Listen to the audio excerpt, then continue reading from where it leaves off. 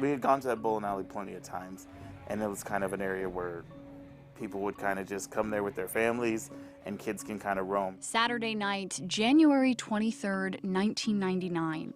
New Frontiers Bowling Alley was filled with people who had become part of a nightmare. One teenage boy in particular, but he had no way of knowing that then. I had to use the restroom, so I went towards where the restrooms were. This rude guy bumped into me with this little girl, and since he was white and Teekah was mixed, or the little girl was mixed, I just thought it was the father just rushing his daughter to the bathroom. The night went on as usual. When the teen and his family went to leave, they noticed police were searching for something, but they wouldn't know what, or rather who, until days later. Yeah, I'm with the Tacoma Police Explorers. We're trying to help find the missing girl. The teen, who's now a man, has asked we keep him anonymous. He's sharing his story publicly because the little girl he saw that night when he came face to face with the rude man was Teekah Lewis, the 2-year-old who was at the bowling alley with a dozen family members when in an instant, she vanished. I had to say something. So he did. He was interviewed by detectives in January 1999, but then nothing. No one contacted me. I was easy to find. Maybe what I had to say just wasn't relevant or wasn't useful. Flash forward 2 decades, someone did think what he had to say was most definitely relevant and useful. The cold case investigator who picked through thousands of pages and hundreds of tips when he spotted the one that leaped off the page. This witness actually describes a type of encounter with Teekah by this individual. And the description of the individual is not generic. It's specific and it's detailed. Even 21 years later, his witness account's still clear in his mind. A gentleman with pockmarks was holding this little girl's hand when he bumped into me, and I was thinking, like, this is like the rudest person in the world. I was unfamiliar with this individual with the pockmarked face. So as I was reading through the file and I saw that, I did think it was important right away. And when he kept combing through the file, Detective Riopel came across another tip.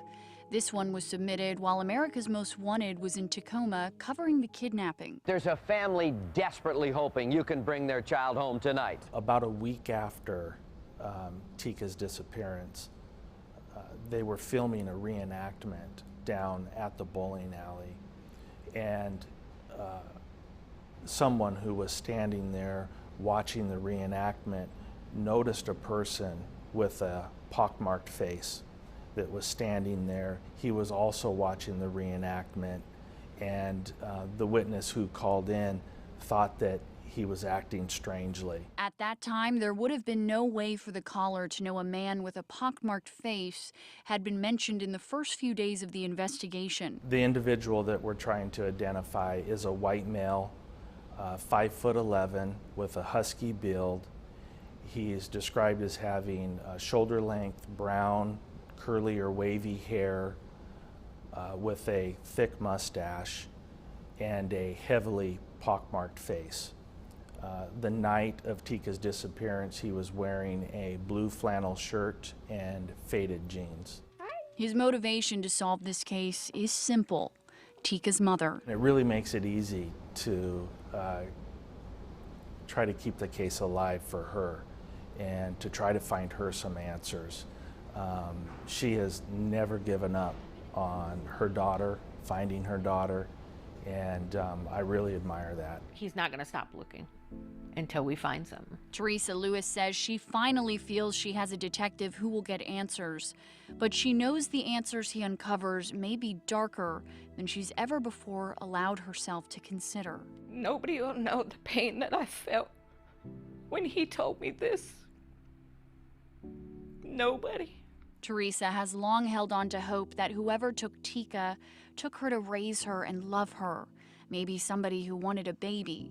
But she says the information Detective Riopel has shared with her about the witness account of the pockmarked man has forced her to confront a horrific reality. That man went in there to find somebody.